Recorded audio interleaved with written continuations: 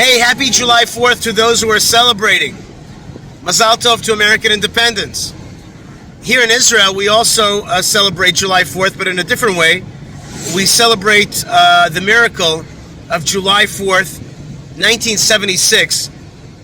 Operation Entebbe, operation later not known as Yonatan, also known as Operation Thunderbolt. But basically, this operation was when 102 hostages were rescued after an Air France airplane was taken hostage and brought to Entebbe, Uganda. And then Israeli commandos from the Sayeret Matkal unit, together with paratroopers, flew down there in Hercules, C-130s, and did a daring operation. That operation was one that showed the long hand of the IDF, and it also was, of course, miraculous. And not all operations go as smoothly as that, although, of course, Yoni Netanyahu was killed in that operation, and so were some hostages in the end. But still, overall, it was a tremendous blessing and success. And we remember that as one of the miraculous moments when God really protected the Jewish people and saved the Jewish people and taught the world that the Jewish people's blood is not going to be cheap. About 10 years ago, I had a chance to interview one of the members of that elite commando unit. His name was Shai Ish Shalom. I interviewed him at the Caliber 3 anti-terror and gun range, school and gun range in Judea. And this was one interview that really, it touched my heart.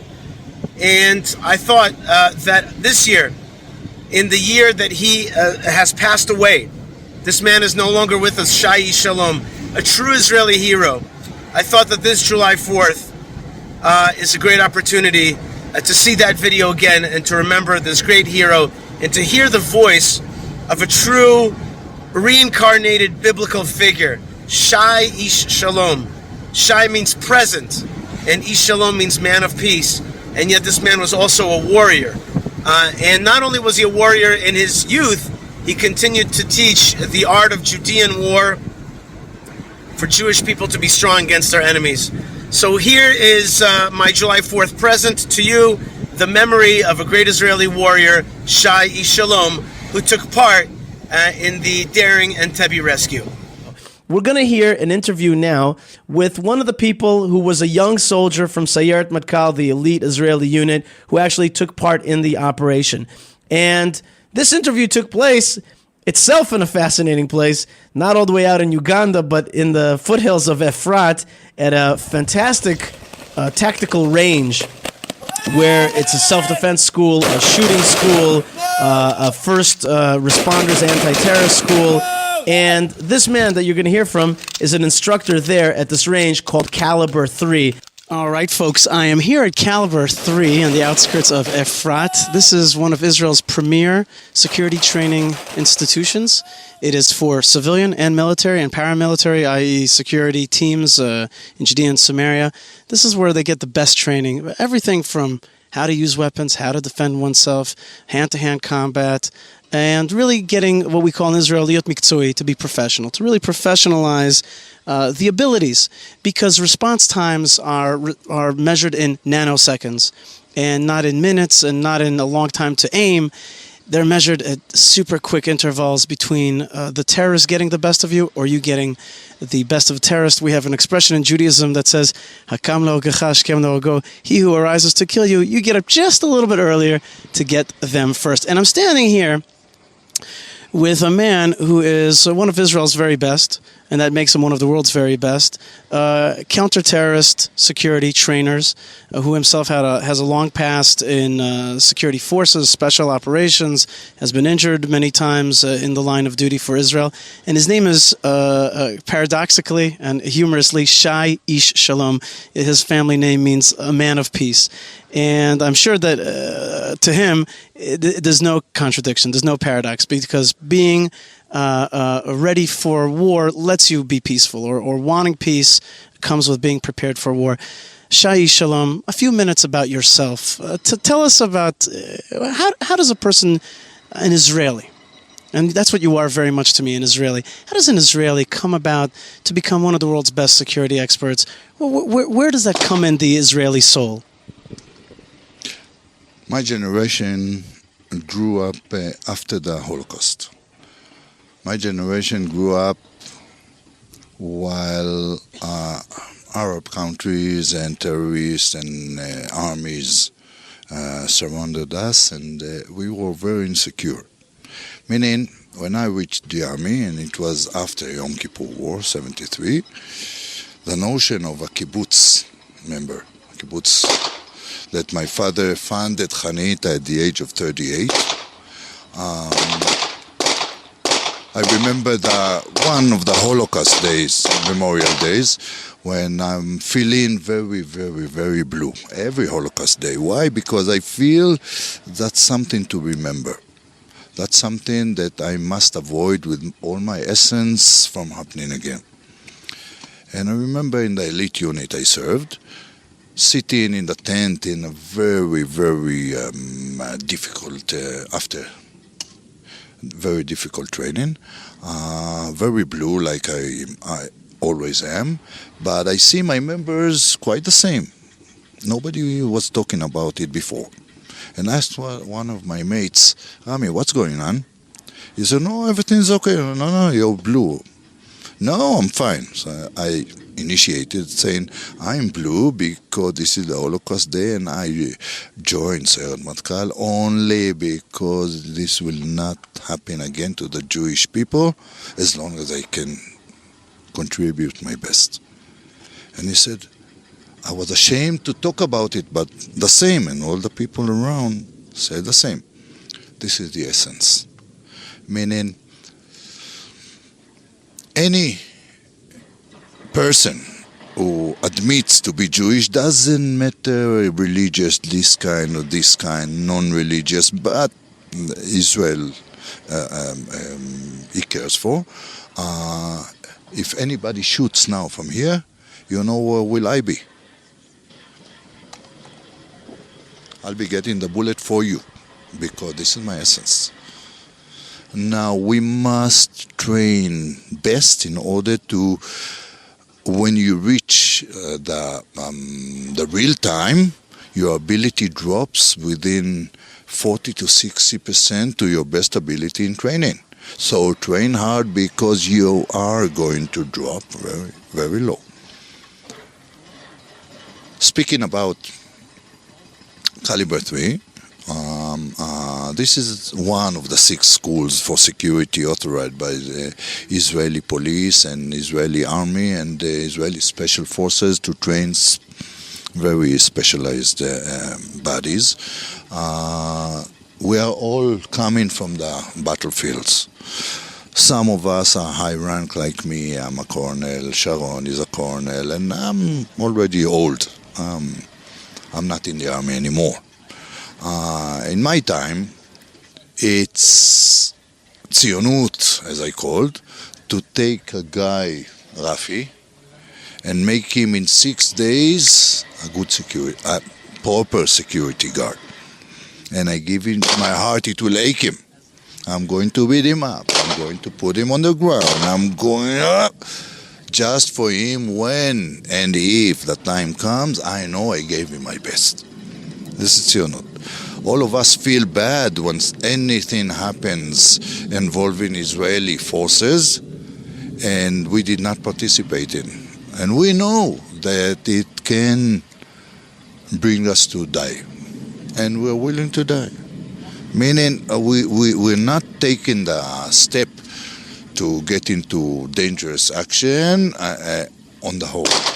No, if it deserves me getting hurt or that, no, this I did not know. We know that's what it takes. So we're ready to take it. So one of the many battlefields that you experienced was the famous Entebbe battle. There are stories that you can tell us, and there are stories you can't tell us. But you were part of the unit that had the great audacity to fly halfway around the world and to rescue those hostages that had been taken a week before. It happens to be that I was born on the day that it was taken, and my brit was on the day of your operation. And I just want to ask you for a few words. I know you can't talk about everything, and I know that you had only your perspective on the battle, but just a few words about that, because for so many of us, it is not only is it a ray of hope, but it says that the state of Israel will protect the Jewish people around the world. That's the message of Entebbe. What can you tell me about what you remember? Look, the terrorists started at the early 70s after the Munich 72 Olympics. They started to hijack planes. At the beginning, they intended to hijack planes and lefotzetz, to explode them over Tel Aviv, over Jerusalem, to make. Then they started. They can't make it. They started to hijack planes in order to ask things, okay, to demands. After Sabena, what they did here, and they landed here, they hijacked this plane of Air France and hijacked it to Entebbe. Now, you probably know that Uganda was the best friend of Israel about 5 years before.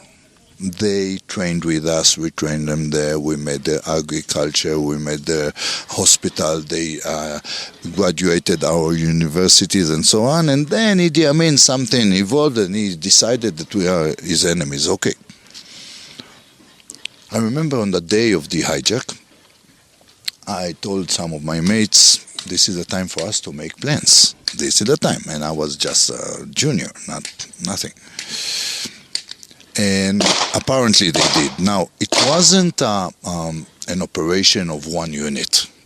There were 4 units, each one on other device. There was only one stage very dangerous in that operation, namely 2. This was the time when the planes with the warriors were not covered by Israeli planes. 20 minutes from Nairobi to Entebbe. Of course, Sayeret Matkal was in charge of the main thing of taking the hostages, freeing the hostages. There was more fuss with this force, with the new terminal. There was Wisagi and Matan on the Air Force Base and so on. So some of us came by the plane, some of us came with the Mossad, doesn't matter, and we carried it out, and no vanity, no sense of I'm better than anybody else and so on. We just did what we did because, as I said before, I'm willing to give my life for you, even though I don't know you, because this is my nature. That's what I'm getting paid for. Okay, that's my... So it was very narrow. Everyone had only a narrow perspective. I know that my time freeing hostages, nothing really exciting. Nothing I can say, okay, now I'll see. We came in, we did our job, we were accurate. 99% of the success of this operation lies within luck. Within luck, not because we're good. It could easily be catastrophic. But as a Jew, we're willing to take the risk because we won't let any Holocaust happen again. This is all I can say. That was 1976. Today is 2012. There's a lot of people that come here from all over the world. A lot of Jews that come here from the diaspora. And within a few minutes, few hours, they get to feeling that they're more Israeli, that they're more able to defend themselves, which is part of the ethos of Zionism. And it gives them a sense that they're part of the story more, that they can defend themselves like they haven't been able to in maybe 2,000 years. That's the last thing I want to ask you about. What does that feel like to you? From Entebbe to today, 2012, here working at Caliber 3, giving people that confidence, that firepower to be a Jew in the land of Israel. I think that you're confusing something. When Israel was counting very few Jews, everyone knew someone who knew you. Meaning, there was no way that you could say, okay, I won't do it and nobody knows. Everybody knew. So we had to be very... Now it's our fault. We took our children and said, okay, I had such a bad time, not bad time, such a tough time. Let's לחסוך את זה ממנו. How will I say it? Let's keep it away from them. Yeah. So that's what we do. We accuse him and him and him and him, and we don't let our children cope. Now, when they have to cope, they don't know how to do it because we always covered for them. So when I'm here and I'm taking the youngsters and showing them it's their responsibility and be tough, nobody will come for your rescue, only yourself. No father, no mother, you. And when a tourist come and I'm telling him from the States, from France, from wherever, telling him, are you feeling risky? We're under risk. Either you leave the place and come here because here it's safe. Either you start organizing your people in order to feel safe there. But don't cry. Don't cry. It's your choice, nobody else's. So my part and our part is to let a Jew or every human being be a human being and take responsibility for his existence. Me, I'm not aggressive. I love people, I love music, I love children, I love everything. Why? Because I don't need it. In my toolbox, there lies the aggressiveness. As soon as I need it, in no time I have it. I don't need it. Once I don't have it, I'm afraid to use it. I'm going to either not use it when necessary, either use it when not necessary. So I'm trying to teach people to get set, to get into aggressiveness when needed in order to save lives, not more than that. So the tourists from the diaspora come in. First of all, you must know it's safe here for Jews. You must know the safest place on earth for Jews. But if you want to be a Jew and be in the diaspora and you don't feel safe, make it safe for yourself. And it's easy to do. Easy to do. Either or come here. Shai Ish Shalom from Sayeret Matkal to Caliber 3, 57 years old. You already have children also in special units here in the Army. And one grandchild. Mazal Tov, and thank you so much for all you do. Toda lachem, and may we see you only in good times. All right, folks, I hope you enjoyed Shai Ish Shalom, and may his memory be a blessing. He has since this video passed away just in the last year, and we miss him. We miss him at the Caliber 3 anti-terror school and gun range. I miss his education, his teachings, and that voice, that special Israeli voice. Folks, if you want to hear more of that Israeli voice, the voice of a strong Judean people, the strong of Hashem, God of Israel, strengthening the Jewish people, then tune into Yishai Fleisher TV. Subscribe, be part of it. Write me an email, yishai@yishaifleisher.com, and I'm sending you blessings from the land of blessings, and shalom.